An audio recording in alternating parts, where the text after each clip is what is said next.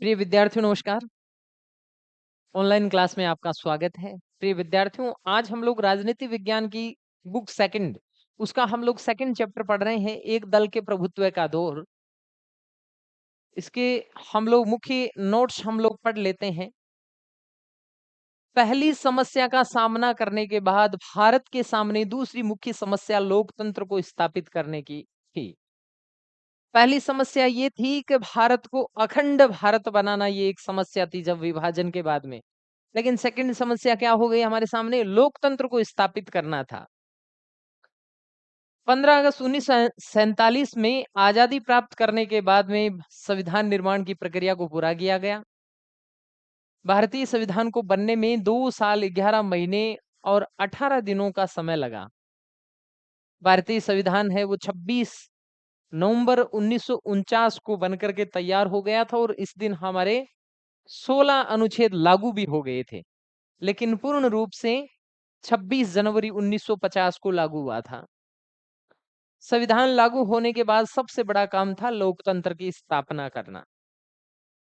प्रिय विद्यार्थियों, जिस टाइम हमारे देश का विभाजन हुआ तो उसमें संविधान का काम है वो चल रहा था और आते-आते 1949 में हमने संविधान को पूर्ण रूप से उसको तैयार कर लिया था। लेकिन 1949 को 16 अनुच्छेद 16 आर्टिकल लागू हो गए थे, लेकिन पूर्ण रूप से 1950 में लागू हुआ था। अब हमारे सामने बड़ी समस्या ये थी कि भारत में लोकतंत्र को स्थापित कैसे किया जाए, क्योंकि भारत के अंदर जो शिक्षा का जो स्तर था वो लगभग 16% के आसपास लोग पढ़े लिखे थे, बाकी सब अनपढ़ थे, गरीबी थी और हम लोग जातियों में बंटे हुए थे। इस प्रकार से लोकतंत्र को स्थापित करना बहुत बड़ी चुनौती थी। तो देखें, जनवरी 1950 में चुनाव आयोग की स्थापना की गई। अब यहाँ से छोटे प्रश्न बन सकते हैं कि चुनाव आयोग की स्थापना कब की गई और इसके पहले अध्यक्ष कौन चुने गए। तो सुकुमार सेन है, वो भारत के चुनाव आयोग के पहले अध्यक्ष चुने गए। देश में चुनाव करवाना किसी चुनौती से कम नहीं था। ऐसा इसलिए था क्योंकि देश में केवल 16% ही लोग पढ़े लिखे थे। देश की अधिकांश जनसंख्या गरीबी से जूझ रही थी। संचार के साधनों और प्रौद्योगिकी का अभाव था, यानी टेक्नोलॉजी की कमियां थी।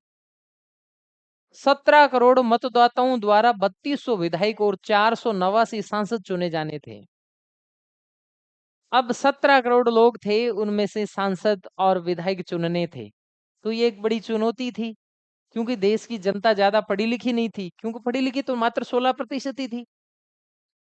अब भारत का पहला आम चुनाव होता है, वो होता है 1952 में, 1952 में। तो देश में पहला आम चुनाव करवाने के लिए लगभग 3 लाख लोगों को प्रशिक्षित किया गया, यानी ट्रेन किया गया। चुनाव क्षेत्रों का सीमांकन किया गया, यानी कि ये सीमांकन किया गया। विधानसभा एरिया है वो फिक्स किए गए, लोकसभा क्षेत्र है वो फिक्स किए गए, यानी सीमांकन किया गया। मतदाताओं की सूचियां है वो तैयार की गई। जो मतदाता जो 21 वर्ष से ऊपर था, उनकी सूचियां बना करके और मतदाता सूचियां है वो तैयार की गई। उसके बाद में चेंज करके अब 18 साल है, लेकिन उस टाइम 21 वर्ष था। पहले चुनाव के बारे में राय देखो, अब लोगों की राय भी अलग-अलग लोगों की राय थी कि ये चुनाव आयोग आप चुनाव करवा रहे हो, ये सक्सेस नहीं होगा, क्योंकि भारत के अंदर गरीबी है और अशिक्षा है, इसलिए ये लोकतंत्र स्थापित करना बहुत मुश्किल काम है। तो देखो क्या होता है। एक हिंदुस्तानी संपादक ने इसे इतिहास का सबसे बड़ा जुआ कहा। तो अब देखो, इतनी बड़ी बात कह दी, क्यों कही? क्योंकि बहुत सारी विकट परिस्थितियां थी, इसलिए कह दी। फिर देखो, ऑर्गेनाइजर नाम की पत्रिका ने लिखा कि जवाहरलाल नेहरू अपने जीवित रहते ही देख लेंगे कि पछताएंगे कि भारत में सार्वभौमिक वैश्विक मताधिकार असफल रहा। तो देखो, ऑर्गेनाइजर नाम की पत्रिका है, जो न्यूज न्यूज छप करके चलता था, उसमें आर्टिकल छपा था कि जवाहरलाल नेहरू है जीवित रहते हुए ये देख लेंगे कि भारत का जो लोकतंत्र है वो असफल हो गया है। फिर देखें, भारत में पहले आम चुनाव अक्टूबर 1951 से लेकर फरवरी 1952 तक हुए, क्योंकि ज्यादातर जगहों पर चुनाव 1952 में हुए, इसलिए इन्हें 1952 का चुनाव है वो कहा गया। शुरुआत तो 1951 में हो गई थी, लेकिन भारत में पहला आम चुनाव 1952 माना जाता है। अब देखें चुनावों का परिणाम क्या रहता है। 1952 के चुनावों का परिणाम परिणाम तो देखें, भारत में लोकतंत्र सफल रहा। लोगों ने बढ़ चढ़कर चुनाव में हिस्सा लिया। चुनाव में उम्मीदवारों के बीच कड़ा मुकाबला हुआ और हारने वाले उम्मीदवारों ने भी परिणाम को सही समझा कि नहीं भाई, सही ढंग से वोटिंग हुई है। भारतीय जनता ने इस चुनावी प्रयोग को बखूबी अंजाम दिया और सभी आलोचकों के मुंह है वो बंद कर दिया। यानी जो कह रहे थे कि लोकतंत्र असफल होगा, चुनाव सफल नहीं होगा, उनका मुंह बंद हो गया था। चुनाव में कांग्रेस को 364 सीट मिली और सबसे बड़ी पार्टी बनकर के उभर गई। दूसरी सबसे बड़ी पार्टी जो कम्युनिस्ट पार्टी थी, उसको 16 सीटें मिली। जवाहरलाल नेहरू देश के पहले प्रधानमंत्री बन गए। अब देखो कांग्रेस का प्रभुत्व है वो कैसे स्थापित हुआ। देखो 1952 के चुनाव में जहां एक तरफ कांग्रेस को 364 सीटें मिली, वह दूसरी सबसे बड़ी पार्टी है वो कम्युनिस्ट पार्टी ऑफ इंडिया। इन्होंने सिर्फ 16 सीटें ही जीत दर्ज की, फिर भी सेकंड नंबर बड़ी पार्टी थी। ये शंकाएं साफ कांग्रेस के प्रभुत्व को दर्शाती है। पर ऐसा हुआ क्यों, वो देखते हैं। यानी 364 सीटें हैं वो अकेली कांग्रेस को मिल गई और 16 सीटें हैं वो कम्युनिस्ट पार्टी को मिली। अब ऐसा हुआ क्यों, ये इसकी वजह जानते हैं। सबसे बड़ी एवं सबसे पुरानी पार्टी थी वो कांग्रेस थी। कांग्रेस एकमात्र ऐसी पार्टी थी जिसका संगठन पूरे देश में फैला हुआ था, तो ये भी दूसरा कारण था। तीसरा कारण स्वतंत्रता संग्राम की विरासत थी। जब देश की आजादी में जो जो लोग भाग ले रहे थे, तो वो कांग्रेस के एक बैनर पे काम कर रहे थे और उसी को एज एक पार्टी के रूप में स्थापित कर दिया था, तो उसका भी बेनिफिट मिल गया। बड़े एवं करिश्माई नेताओं की अगुवाई थी, तो जो आजादी में जिन्होंने भूमिका निभाई, उन्होंने ही कांग्रेस से टिकट लेकर के चुनाव लड़ा। सभी वर्गों का समर्थन और सभी विचारधाराओं का समावेश था वहां पर। कांग्रेस के साथ में लगभग पूरे देश के लोग थे। कांग्रेस के प्रभुत्व की प्रकृति क्या थी वो उसको देखते हैं। भारत में कांग्रेस का शासन एक दल के प्रभुत्व जैसा ही था, पर इसकी विशेषता ये थी कि यह लोकतांत्रिक परिस्थितियों में स्थापित हुई थी। यानी कि लोगों ने कांग्रेस को अपने मर्जी से चुनकर इतने सालों तक शासन करने का मौका दिया था। ये अन्य देशों से पूरी तरह अलग था। अन्य देशों जैसे क्यूबा है, चीन है, सीरिया के संविधान में केवल एक ही पार्टी के शासन की व्यवस्था है और दूसरी तरफ म्यांमार, बेलारूस जैसे देशों में एक पार्टी शासन सैन्य कारणों से हुआ है। भारत में परिस्थिति इससे अलग थी, पर लोकतांत्रिक शासन के द्वारा ही कांग्रेस का प्रभुत्व स्थापित हुआ, जो कि भारत में कांग्रेस की लोकप्रियता को दर्शाता है। यानी बहुत सारे ऐसे देश है जहां पर एक पार्टी ही काम करती है। भारत के अंदर काम तो एक पार्टी जैसा ही हो रहा था, लेकिन वह नहीं, लोगों ने वोट देकर के उसको चुना था। सामने अपोजिट के अंदर दूसरी पार्टियां भी थी, लेकिन लोगों ने कांग्रेस को पसंद किया और जबरदस्त तरीके से वोट करके उस सत्ता में काबिज किया। अब देखो उस टाइम की मुख्य पार्टियां कौन कौन सी थी। सोशलिस्ट पार्टी थी। सोशलिस्ट पार्टी का गठन 1934 में कांग्रेस के भीतर के कुछ नेताओं द्वारा ही किया गया। यानी कांग्रेस के बाद में सोशलिस्ट पार्टी है 1934 में कांग्रेस के कुछ नेता थे उन्होंने किया। 1948 में जब कांग्रेस ने अपने संविधान में परिवर्तन करके दोहरी नागरिकता को समाप्त कर दिया, तो समाजवादियों ने 1948 में अलग से एक सोशलिस्ट पार्टी बना दी। पर इस पार्टी को चुनाव में खास सफलता नहीं मिली, तो उन्होंने एक अलग और पार्टी बना दी। अब है संस्थापक आचार्य नरेंद्र देव। अब इस पार्टी के संस्थापक को पढ़ लेते हैं। अन्य मुख्य नेता रहे राम मनोहर लोहिया, जयप्रकाश नारायण, अशोक मेहता, एमएस जोशी, अच्युत पटवर्धन। अब विचारधाराएं क्या रही। समाजवाद में विश्वास था। अमीरों और पूंजीवादियों की पार्टी का बताकर कांग्रेस की आलोचना की इन्होंने। यानी कांग्रेस के अपोजिट में लड़ रहे थे। सोशलिस्ट पार्टी है, तो उन्होंने कांग्रेस को ऐसा कहा कि ये पूंजीवादियों की पार्टी है, अमीरों की पार्टी है, इसलिए अब वोट आप हमें करो। भविष्य में जाकर सोशलिस्ट पार्टी का विभाजन हो गया और नई पार्टियां बन गई, तो उसी के ही दो पार्ट हो गई। अब एक का नाम देखो, अब विभाजन होके क्या होता है, किसान मजदूर पार्टी बन गई, प्रजा सोशलिस्ट पार्टी बन गई, संयुक्त सोशलिस्ट पार्टी बन गई, ऐसे करके डिवाइडेशन हो गया सोशलिस्ट पार्टी का। अब देखो, कम्युनिस्ट पार्टी ऑफ इंडिया 1917 में हुई रूस की क्रांति से प्रेरित होकर भारत में भी कई साम्यवादी समूह है वो उभर गए थे। ये वो समूह थे जो देश की समस्याओं का समाधान साम्यवादी विचारधाराओं द्वारा करना चाहते थे।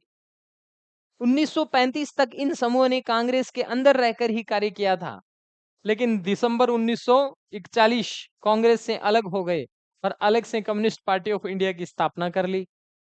अब इनमें मुख्य नेता कौन से थे? ईएमएस, यहाँ पर एम बीच में और आएगा, ईएमएस से नंबूदरीवाद, यहाँ द बीच में आएगा, यहाँ एम आएगा, तो ईएमएस नंबूदरीवाद बाद पीसी जोशी, अजय घोष, एके गोपालन। अब ये इनके कम्युनिस्ट पार्टी के ये नेता थे। अब इस कम्युनिस्ट पार्टी की विचारधारा क्या थी? ये पार्टी साम्यवादी विचारधारा से प्रभावित थी। इन्होंने कहा कि 1947 में मिली स्वतंत्रता सही नहीं थी, सच्ची नहीं थी। जालसाजी के द्वारा कांग्रेस को है वो बहुमत मिला था। 1951 में हिंसक विद्रोह का रास्ता छोड़ चुनाव लड़ा और दूसरी सबसे बड़ी पार्टी बनकर के उभरी। फिर देखो विभाजन, इसका भी कम्युनिस्ट का भी विभाजन हो जाता है, सीपीआई और सीपीएम। 1964 में सीपीआई का विभाजन हो गया और दो पार्टियां बन गई, कम्युनिस्ट ऑफ इंडिया सीपीआई और कम्युनिस्ट ऑफ इंडिया यानी मार्क्सवादी। तो ये इस प्रकार से कम्युनिस्ट ऑफ इंडिया और मार्क्सवादी, ये दो, सीपीआई और सीपीएम दो पार्टियां बन गई। अब देखो स्वतंत्र पार्टी। अब स्वतंत्र पार्टी की स्थापना 1959 में सी राजगोपालाचार्य द्वारा की गई। तो एक पार्टी यहां अलग और बन जाती है। अब इस स्वतंत्र पार्टी की विचारधारा देखो, स्वतंत्र पार्टी की विचारधारा पूंजीवाद से प्रेरित थी। इस पार्टी के अनुसार सरकार को अर्थव्यवस्था में कम हस्तक्षेप करना चाहिए, निजी क्षेत्र को जिम्मेदारियां दी जानी चाहिए, दायित्व दिया जाना चाहिए। इस पार्टी द्वारा सोवियत संघ से दोस्ती का विरोध किया था। इन्होंने कहा था कि रूस से आप कम दोस्ती करो और अमेरिका के साथ दोस्ती है आप बढ़ाओ। और जो भारत की जो विदेश नीति थी, जो गुट निरपेक्षता, उसका इन्होंने विरोध किया था। अब इनमें मुख्य नेता कौन कौन से थे? सी राजगोपालाचार्य, के एन मुंशी, एन जी रंगा, मीनू मशानी, ये मुख्य नेता थे।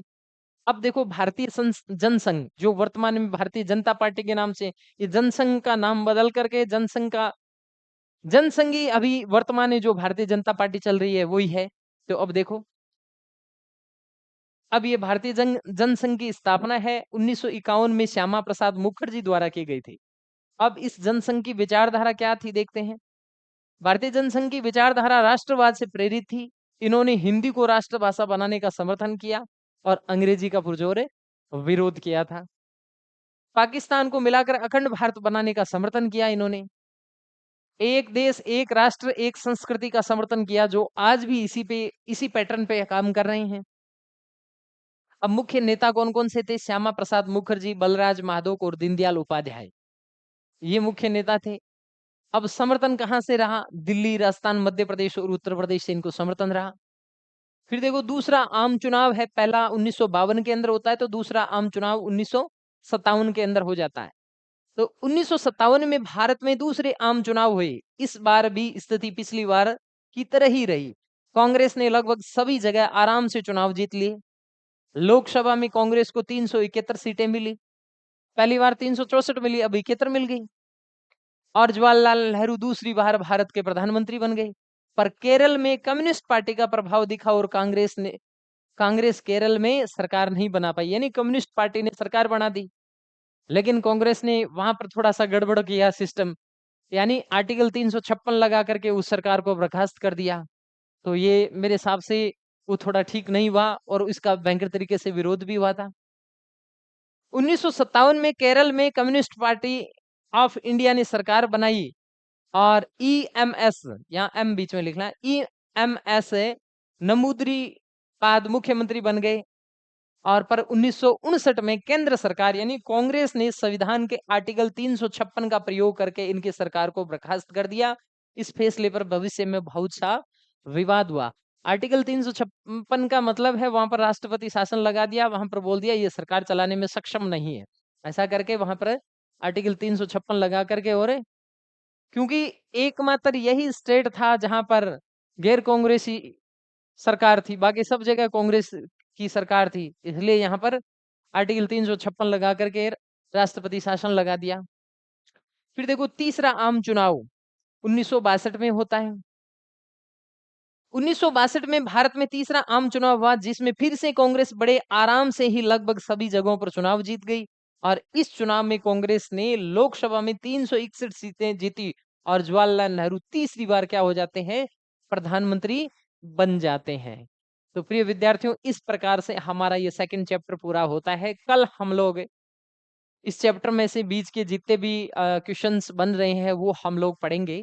Thank you.